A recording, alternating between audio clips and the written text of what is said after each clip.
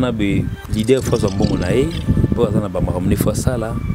On a mon idée à Nazar, lambongo fort. Tarab sur bambouza donc ça dit la vérité pour les si on paye pas na comment mieux. Surtout bateau, on connaît sur foutité. Comment ima. Fallait pour papa foutre bino chaque fin de mois tout boser la concert bien. Si on a aussi Francis, on a sur foutité na imara. Et les si pendant au beti nous les mots kaka. Et les si pendant 15 jours. On a bien comme boss. On a bien qui peut ça la parler na foutu ba petit na tambola. Pour ba petit na tambola on a foutu bango. Jusque là na sala que j'aime beaucoup. Mais biso to ça la tournée américaine. Donc ça dit nous allons commencer notre tournée aux États-Unis.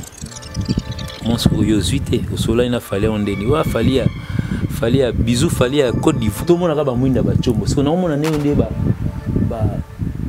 ba 7000 chombo ce que zo pela. Bambouma ba chombo siko 7000 chombo zo pela. En tout cas, c'était vraiment une merveille. Donc, et puis, moi, j'attends et peli sur il fallait le Kigabimi. Ya.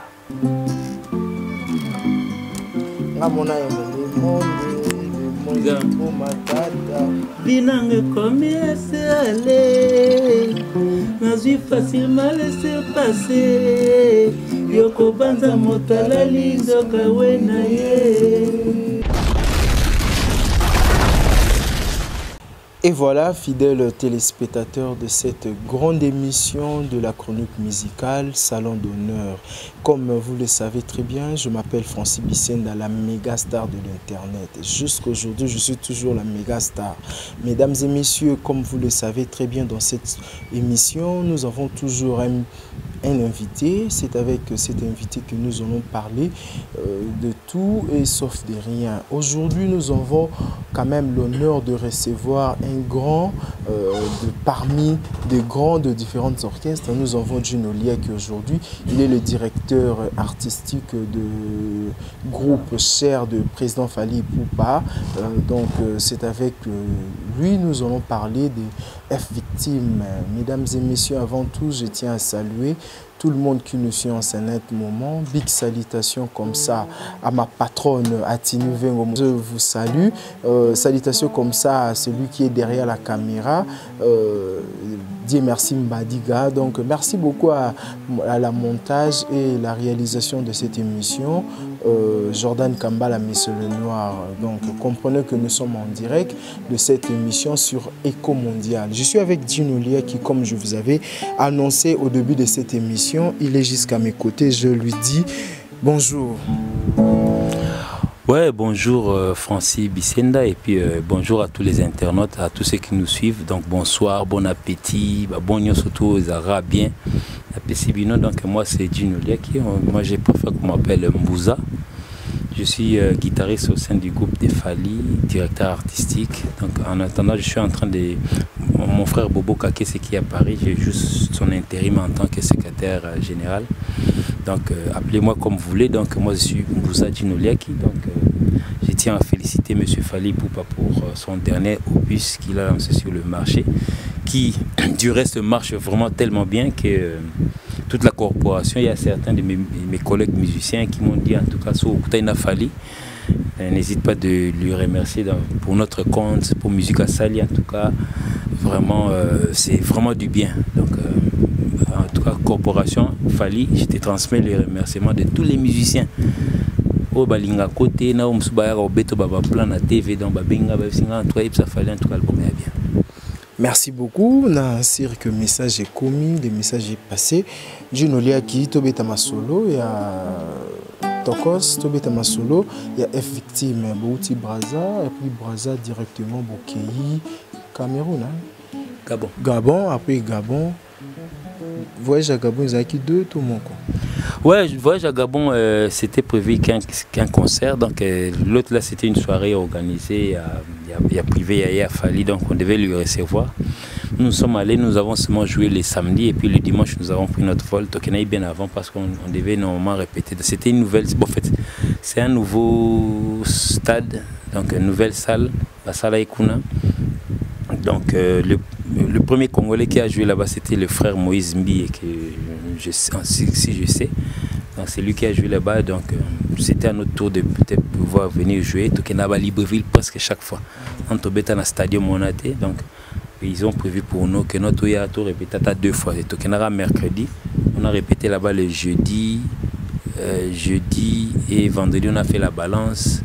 Et les samedis on s'est produit. Donc c'était ça. Et ça qui ça, combien de personnes? En tout cas, c'est un stadium. Mais ça, stadium où il y a handball et basketball, donc ça a déjà couvert. On a tossé le gouvernement, un jour, ça a absolument grand bien. À part basket, à part volley, à part football, il y a football à la salle. Là-bas, c'est la salle on a fait les fiers parce que quand nous sommes entrés là-bas, on a cru que peut-être étant surtout à Paris, toi à Moscou, toi à Atlanta, donc il y a salle bien propre. Donc vous allez voir, tous les batailles qui sont sur internet, ils se sont demandé si vraiment réellement toi à Libreville. Donc salle bien équipée, donc assise. Donc la contenance de la salle, je ne peux pas estimer parce que ça n'a bien ôté. Mais en ce que je suis en train de parce que déjà divisé, donc parce qu'une partie c'était nous qui l'avons pris parce que tout ça qui déjà le podium, tout ça il a quitté. Il coûte en arrêt à mieux. Il coûte en mieux, puis surtout bâtir podium. So là-bas, tous les pourtours on a qui 10 000 et qui 5 000 francs. Donc, en l'occurrence, à échange de ça, il y a $10. Donc partie assise dans le terrain, où il y a qui est élevé, on a qui 50 000 francs. Local la VIP. Super VIP, moi, on a ce bateau, on a qui bosso face à face na ACL. On a qui 100 000. Donc la salle était vraiment archi comble. On ne peut pas imaginer le nombre. Donc on a ce qu'on a tout dans nos producteurs, parce qu'on a un producteur tout ce qui a en relation tout ça là-bas. On a tout dans ceux qui vraiment normalement il a vendu combien donc pour peut-être déjà j'estime donc c'est une salle, une grande salle, mais le nombre je peux pas. Donc ils ont battu bel et puis tant au côté qui on a fallait à côté qui on dit bon en fait Jacques Michael Jackson la salle était éteinte, fallait y côté Kitty bani babou la lumière paf ba moni fallait na bon faut mon la salle neganga so tant ba bomai muinda na siko Francine mona na éviter so on est ba côté bakangela nga na nini na comment on appelle ça na triomphal wana ba chombo niveau zopela na so ya na triomphal wana peut-être wana bako donc na bi ba miyibio ba triomphal wana bako s'enrichir surtout mona ka ba mwinda ba chombo so na mona ne onde ba 7000 chombo ce que zopela ba mbuma ba chombo siko 7000 chombo zopela. En tout cas c'était vraiment une merveille donc et puis moi n'attend et peli sur fallait le king abimi ya nzembo bandi Francis les king donc ba voyage za trop na kati ya F victime et biso secret F victime ezanini eza ke bo zondi manabino ba prix amikie mutaro mais mabino pas le faire déplacer bino a foutiner bino à $1000. Bon, Francis, dernièrement, tant que ça, il voyage dans Brazil, donc peut-être au monde, il est producteur, on a eu comme les Romeo, on a fait Jomo, honorable de l'autre côté. Peut-être tant que vous posez des questions, tout n'est pas est-ce que c'était facile d'avoir fallu. Ah oui, ça. Naïbi que pas ces alliés, bon, et comment moi pas si bani. Nous on estime que nous sommes un groupe professionnel, donc ça veut dire tant que tout à l'heure on a des leaders face à bon on a eu, pour ça on a pas ramené fois ça là. On a monté un dé à Nazar, on a l'ambongo fort. Donc ça dit ta vérité pour les si on paye pas na comme mieux puis toi bateau on connaît ça ba foutité na comme ima fallait pour papa fouta bino chaque fin du mois tout boser la concert bien si on a dit Francis ngai so ba foutité na imara siko alinga tena ima donc les pacolos mbamo pour oui nganzambe nanga oui groupe yo oui ngala bano beta na musique la bo excusez nga bato to beta na bango kala. Ma rémunération comme telle, bon en fait, ils ont moi l'eau mobozi pour payer ça comme un mouba na vers moi l'eau au mont ici. Mais si quoi est pas colombien, il y a et les pendant au bêtis nous les morts et les pendant 15 jours, demi-journée. Et bon so bêtis on a moi ce que bêtis qu'on est ici nous. Ah moi on a bien voir mat.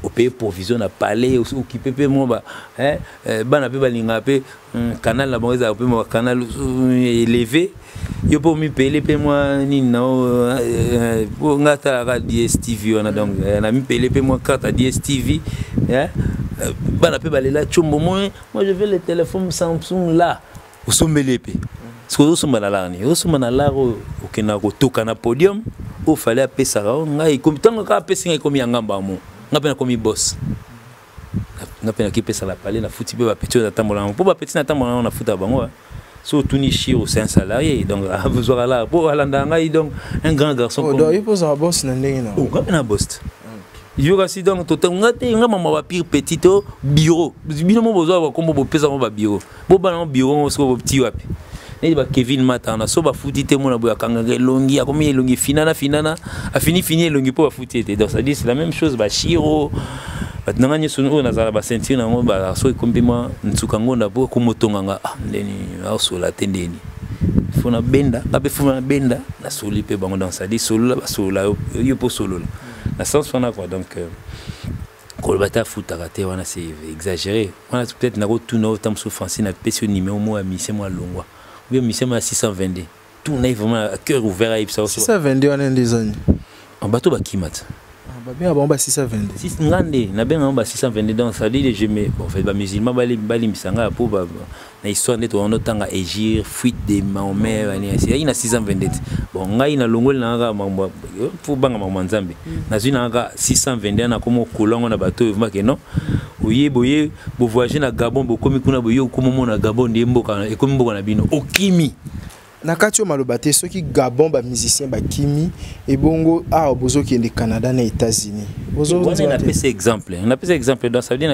Gabon na États-Unis na Québec na URSS ils ont gagné sur bamboka mais est-ce que ça ba étape bamboka na bamboka ils ont na étape non quoi donc ceux qui na lobby que ta kimi à celle 622 na lobby par rapport que non son abi na Gabon na bonango cité Cameroun na bo cité Côte d'Ivoire na bo cité États-Unis mais ba vilo un peu tout le monde il va ça makala et ça m'a soutenu tout aux années dernièrement na Canada na États-Unis en tout cas bah 622 Haïti les gens ont compris que non en tout cas en travaillant on a son argent on peut faire vivre sa famille ils en est ba irresponsable ne ba ça là ba fuite de Mahomet moi tant sous ba foutier oui ba PC tant sous supposé ba foutier bon il y a une étape ne va foutre $200 moi na même maman bana 80 180 120 on a tient na poche a ole le on libanda moi maman bana musique au passi a même les gars 80 moi na temps sous balé on va moi pendant un mois bon et sili bon va dire sur 30 jours balé on temps sous 27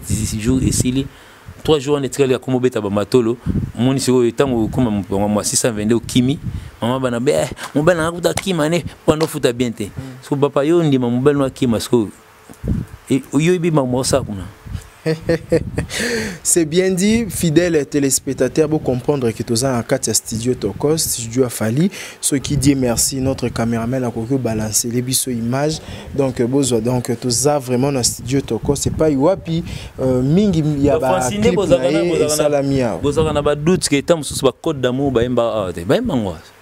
Kasi bato baloba nyonso mususu bokenda na ba 3 heures na mamangi et na studio ndiaye pas ingénieur JP Kiss na pesi bambote belé bo sali ali boyo ko sa biso studio 3 heures du matin studio ndiaye kangama ba 21h vraiment en tout cas en clos RTNC on a fait tout le monde à Libanda donc ça dit séance c'est en attendant qu'on est sur à 17h parce demi séance moi on est sur à 20h donc 21h faut tout le monde va savoir Libanda sur 3h du matin on est dans le loin n'habite sur ba côte ça na kati na balinga mutaza na kati mais par contre tout ça la nuit blanche pour album on a Tokos au bino bon mon lelo na marché mais en fait les gens dormaient ici les gens dormaient pratiquement ici sur tali côté ba Jordan ba vanda na ya suka na grand dodo donc au vanda na mon de Jordan monsieur et lemba tam so là Dieu merci mon na ndenga Nini, balancer les bisous Jordan Kamba, Michel Noir. Big salutations à toi, Valdi Tambo Balubi. Bienvenue dans le film Tozo, tout mon nom quoi. Victoria la Bombaski, Balubi, équipe technique, ça complet. Donc Balubi, Tozo continue l'émission, mais assistance à Boizalate. Merci beaucoup l'assistance. Donc Tozo continue ma solo na biso. Ginolia qui te beta ma solo ya Fali. Tokos et Bimi, tu vas savourer. Avant Tokos, c'est qui? Avant Tokos, c'est qui libre parcours. Libre parcours. Tant que vous êtes directeur artistique, Tokos n'a libre parcours. Nino Yozomo n'a vraiment évolution ce qui est madame. Papa, yo qui nous compare Tokos n'a libre. Vous allez Tokos c'est ça le roi taxi jaune. Parce que libre parcours, il y a Bissomo, il y a Tchong le roi Ferrari. Tokos c'est le roi Ferrari. Et quand tu as un mais ni taxi jeune peut les qui n'ont pas vous sali bablo bien savoir pourquoi pas ils abon. Mais bon fait il y a une différence parce que Lamborghini on a ba Caracher Cabastar donc Ferrari peut avoir Cabastar mais bon fait la différence ça va me kende la co différence bon on a l'ongle exemple en temps c'est go gêner bateau. Et le banc na question mon na kati wana bateau oui ka ba kolango moto pa bona cha carnino na moto oyiba moto oyo na wewa siko Tokos c'est ça moto yo ba mvamba batambusa ngosko na libre parcours ko wewa. Merci beaucoup. Je nous qui besoin qui est de Canada. Pour combien de concerts qu'on a besoin en production? En tout cas, vraiment, tant que tu as un projet à Canada, tant que producteur a un bon pour au Canada.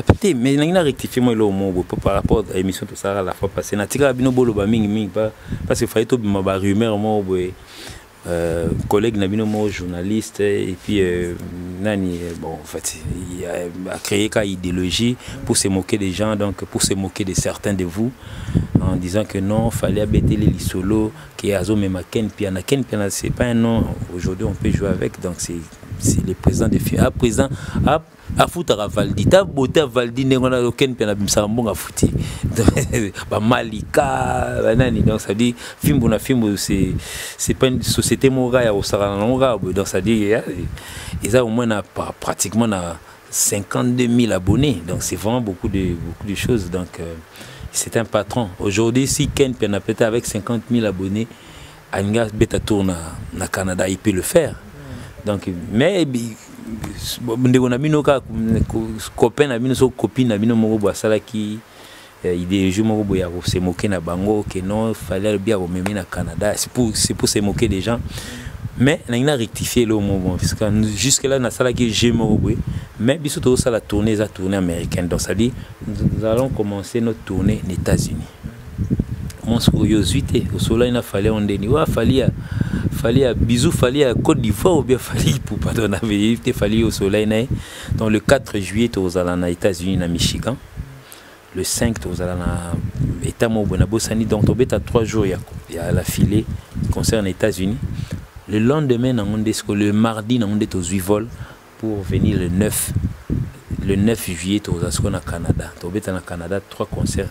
Il y a semaine, on a Yolanda, directement aux 8 vols, on est aux États-Unis pour continuer ce tourner.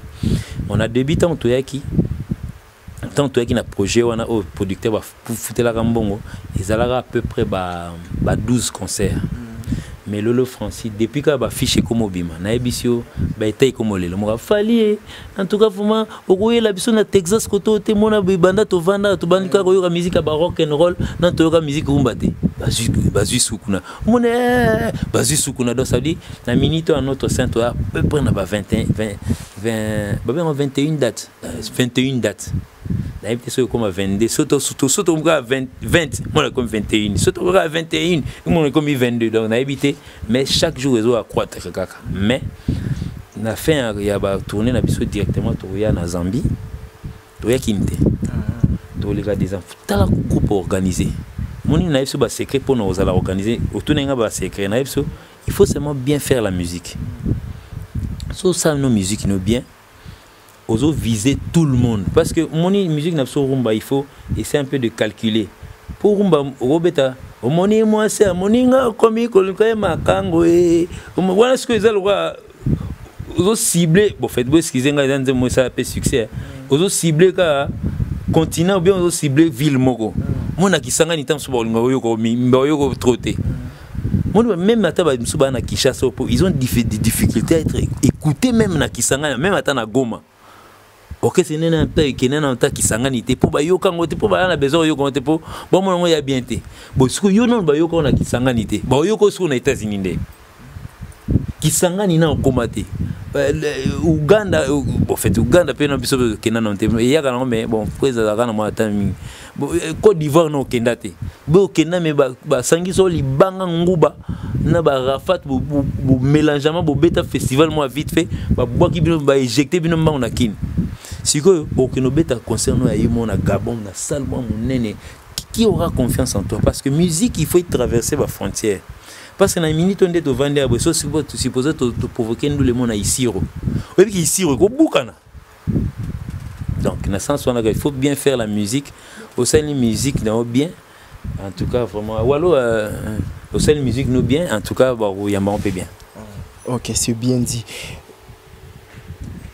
Dino liaki fallait pour pas bimisi album batu ba savourer en gros batu pe lengino et silité toyoki que PCP sous opportunité na ba musicien na ya kala ou ba sara musa mala ba musicien na ya kala toyoki ga ya kala ba bi ba pesi batu kala po batu sika pe musu bazali pe ba kala na sika ba musicien kaka neti singa ngana kala koleka ba onyo sumena nzembo te ngana kala ba sino bato ba oyemba ba bi bato sima ba osasima te bato sima chebiso ba te chebiso to biso to ba artiste kala na sikayate netinga ba ko pesa pe goler lelo déranger ngate gola zu nzembo po ayi to ya kala mingte mais neti par exemple na ko pesa exemple neti walo moni pe na studio po on est pas comme ingénieur de son na mona ki travailler kuno walo neti na moni a walo na ngai na kala mettons tout ça na libre parcours walo pa nzembo zunga na kala mais nzembo walo ku temtebima vangai ponga na CD na bisona na 3 CD à libre parcours nzembo na non seulement 3e CD mais dernier nzembo à 3e CD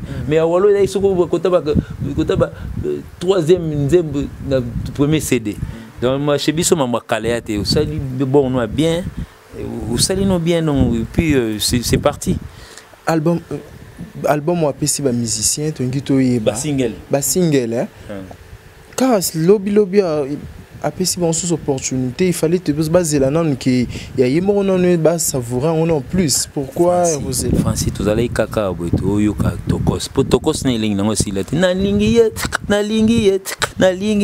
je serai tout pour elle et ça non succès tilelo mais ba moi elandian ndeni quand il faudrait inonder les marchés, il faut inonder les marchés. Et puis, net biso dozalia, biso ko ba no sa banzembo chaque jour. Misko miko net vaniga libre boy. Et va ina mo eloko yesalate. Pour banzembo ba parole ba et puis ngamande na parler na porte le pang na tengami liwa ba parole. Ko nga parole la sinzembo. So ngana nde na vande boy. Banzembo na sina na stocker na parler pour ba peton ya ka mingi ya mia. Ono na nzembo na ngamo ba yoxipe nzembo bon. Zambon. Tu as enregistré tout ça encore. On a attendre sur 7 albums déjà. On a parlé ici. Si on a mis ça là, on a 7 albums. Parce qu'on a regardé on peut toi ici yemba déjà pourtant on fallait avoir ça l'album. On a mis 17 titres dans ba mo. Maintenant on a 7 albums. Pour banze mon asomba ko zata. Na ko zata na ba 70. Pourquoi pas payer la président ah zio besoin o na. Aza baguna ngate. Aza na baguna e balingi ye. Aza na ba M mo na ye aza na ba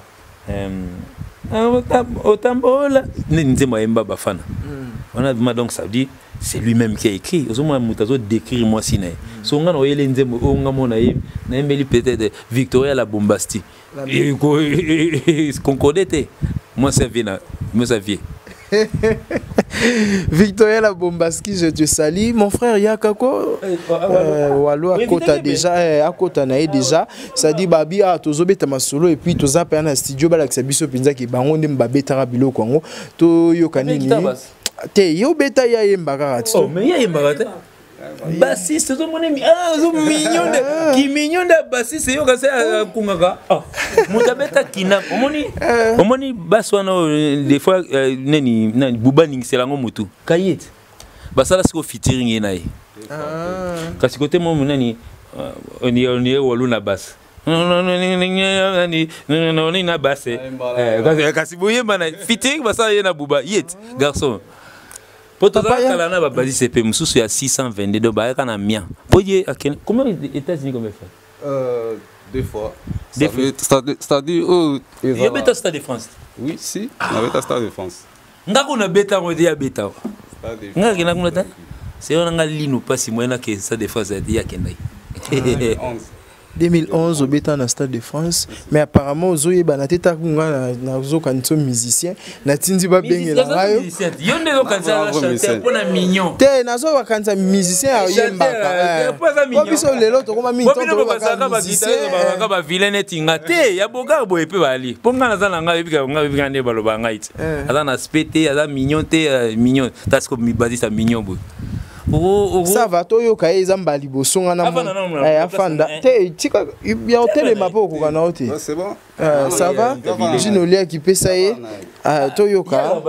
Merci beaucoup fidèles téléspectateurs toujours continuer toujours émission na biso toza bongo na Jinolia qui to ceux qui wana te to sous frère naé walo donc bango nyo surtout baka bato misapi toningi to yeba vraiment ceux qui vraiment album oyo bango bayimba ngo ya solo pour moi rata mususu balora na bango bato mususu mais ba obimisaka bango te français nangana ko je ka va peut-être beta poto beta na biso mon album contrôle donc du début à la fin uniquement biso parce qu'on a expliqué en détail droit chemin biso to yina biso ba interprète ya osanate mais tant to yo comme na Arsenal de belles mélodies to sangana 50-50 to c'est ba featuring champion Bettina Zagalo nani Walo Bettina nani na Maika Munan na ba nso kala les petits mona petit featuring na Gimina Mbonda ba ni zo comprendre donc ça dit muta Mbonda so que mona Bettina na vieux nani collégien zo comprendre ça indengona mais c'est là le tant to et kapo to biso peto kuma to biso do ba semi popoto kuma ba pro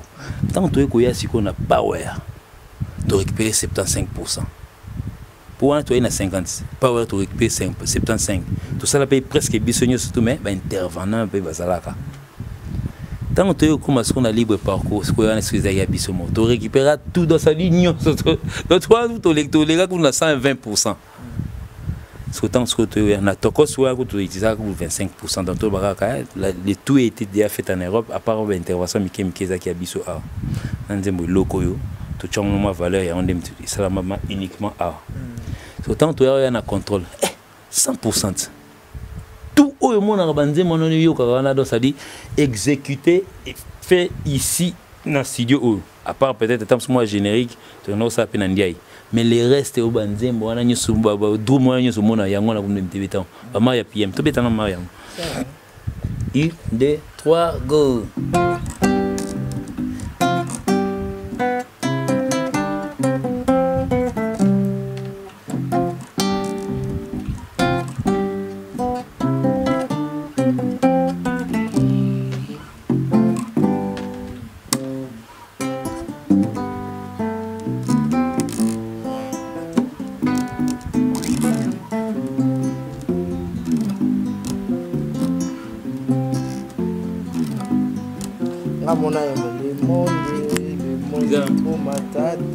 Binange combien c'est allé, nazui facilement laisser passer. Yoko banza motala lizo kawena ye. Moi c'est à pembe. Il peut me rappeler c'est bon donc félicitations mon frère. Apparemment il faut se faire voir tes visibilités toc toc toc toc. Il y a libre parcours pour banzembo ça ba libre parcours ça ba succès nzembo zaki ayi ya pour ambassy moi weli ça moi chant mais nzembo ya walo basse 622 do yeba wa 622 taliete yekuta finga 622 bembe no nyama mona bo so tia report 4h ba 2h25 mona yayi ayaka avant na rokende na rozonga yo so mona mageno report ba biono to vol na 1h yi déjà ba 20h ayi même ata ya rozonga siko to za siko na Canada siko to zonga boy o vol 8h et ya ba 3h na malili on a walola ta moi mukete au se reposer ya ta na ba 6h25 tabi papa rien à faire na raté vol embouteillage mon a yene avant donc yem da finga à 622 bembeno yé apparemment dingi trop TVT pourquoi non Francine moni ngai instrument na beta instrument na beta ka esenga mwa ba koleka TV nga koleka na te koleka TV kana loba na ye koloba c'est bon to misala mingi kana misala na instrument comprendre ce koleka TV faut na le kana instrument mais esenga ba instruction belé ba ampli faut ça brancher venez au beta vous so top ça les na plateau ba vitre plateau ko panza na pas comprendre des fois ça vient bien organisé faut ça la brancher ça dit le temps beta va sentir que ba plan oyo Joanam Tabeta. Donc voilà, il y a un moment visibilité dans la TV. Mais soda ya kusakanati. Ba parachute vena aussi soda. Ah so yindi vena do prise abord abiso. Di walo kitana goto na contrôler na bassiste. Contrôler bango, ba beta manja, contrôler bango like ça bango. Comprends, na like ça bango te ki aye ba yebu. Na travailler na bango te kana ba disque, ba plein autres kala. On a maillé à CD, à tiens parler, téléphone, le comment on va éviter sa téléphone. Sa téléphone, Yuka, Baliné à Walou, et ça le bien quoi. Bassiste, on a un message à bassiste.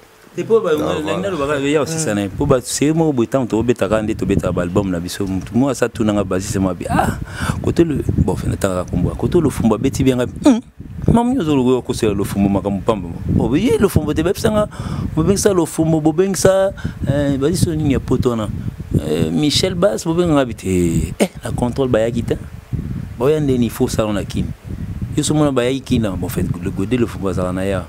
Donc ça veut dire c'est ces garçons qui a joué. Donc ça veut dire mon ibablo muso des avant que non ou vandi bozo la pongi obi ah j'ai confiance. So bengi attend à 13h25 à Kati pongi na yi. Et puis azo yana idée. Parce qu'il peut c'est un arrangeur ba tutoriel ça bon album. Va le roi ba courel c'était donc on a vendre peu comme ça na bibo. Azu vacances à 3 mois et pas jouer rôle à DA. Ils ont contaminé tout le monde est derrière. Et ça a été posté mon et comme on dit il est pas derrière. Parce que là neti. Voilà non. Neti. Faut mon intro toc toc. Puis lui on dit sous muta ka sané dinze momo bonde ya jazz. Puis on pique de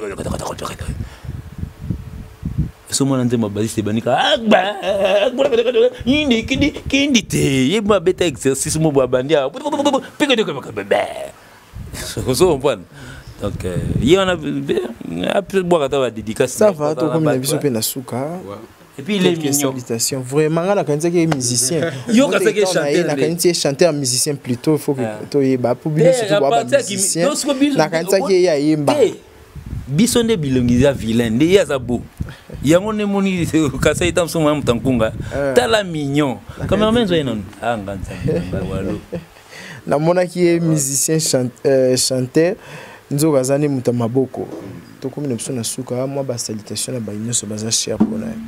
Ouais, Francine a remercié Nando Yambinga et puis na remercié nga benga venanga chef nanga boulot DA. Oh, walo ba ki petit na mino ngade. Ko ba tumso ndie ba silika petit walo mo ya ko dimne ngai. Mene di venanga DA venanga na ke boya ke a venanga tin. Voilà ba ingratitude mo mal placé. Impolitesse en plus. Donc voilà. Et puis na remercié patron nanga Fali Poupa. El Rey Mago Assel donc chantre de l'Éternel quoi. Envoyé de Dieu. Donc abinga ke bungu na auto sala pour na walu lelo ba prendre tikala ngata na bana bandule dégoûter ça là esprit ça là qu'il faut na tika ba prendre mais et banoy ba ti na tika pas nani et puis il go tomber pas boss na patron na Fali pour pas coup de chapeau place au Ali donc na au sala donc voilà donc na remercier batutu botalanga na pesibino bambote na pesi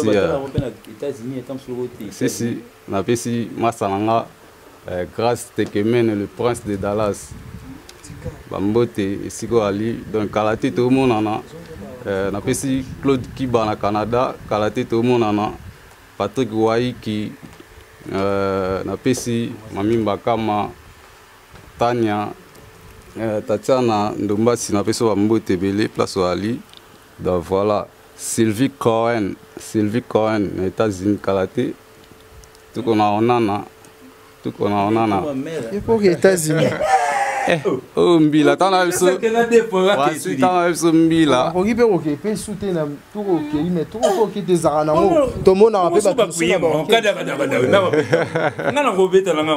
et puis makile ana makasi franchement to pe sana makam dans na kindi na kenda de trop na bita ba disque donc rien à dire dans na kindi da bambote belé tagos. Merci beaucoup, Djino Lia qui te comme la souka. Au plus ça, moi bah dédicace. Question bah on a n'ingara bon boulot tout n'y a pas. Bah dédicace oh question mais la marque non écrit à bon boulot exact. T'es wana te. Ah facile Luka ta mon pardon. Luka mon il y a pas si. T'es to bon abiso le leçon na bina lo bango na ningisa Zaire makasi. Mbuza na na vanda loi yu matin na répondre la fungule mbuma miso. Bon bref Luka français pas bon naé. Que ça il y a makasi mais en tout cas vraiment bosser la biso quatre bateaux n'y surtout bazana besoin bateau banga mabanga ezala maka pitcher na zana numéro na junior na numéro chef atelier na numéro pour semaine on boucle avec les mabanga donc moi ça vie Bobo qui est déjà en Nzemba Nathan donc moi ça vie moi ça vie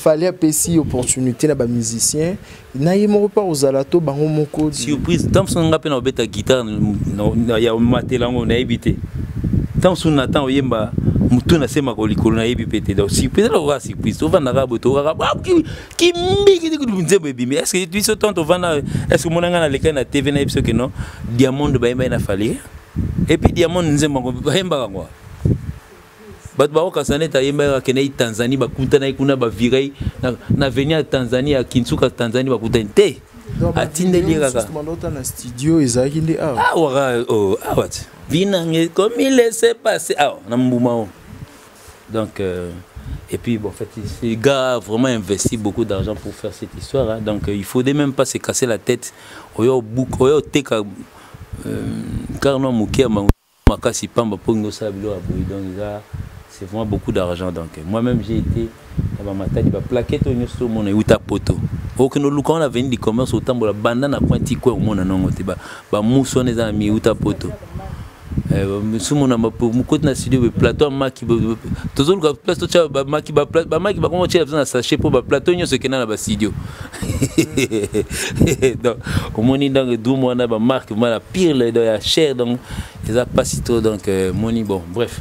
Bon, ça, c'est pas pour se vanter, c'est quand même essayer un peu de faire voir que non, nous on travaille ici dans de très belles conditions. Donc, c'est pas que même une des OP là. Aucun moyen. Pour normal, ventilateur, il fallait avoir clim, la courir mais tous bosser. Pour on a courir 24 heures sur 24.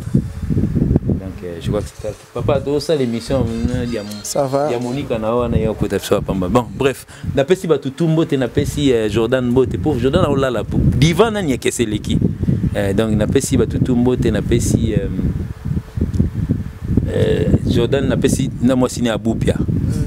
N'a si mbote, nani Victoria, n'a si mobile ni vie. Moi, ça vie, n'a si vie mbote. Valdini moi si neba na pesi moi ça Valdini mbote so ba de bino de na pesi bino mbote yo bon yo za sauté moi ça walo na pesi mbote ba kombo ni so ba tangi basi ya moko fa na kata moi sine ngalo wa Dieu merci.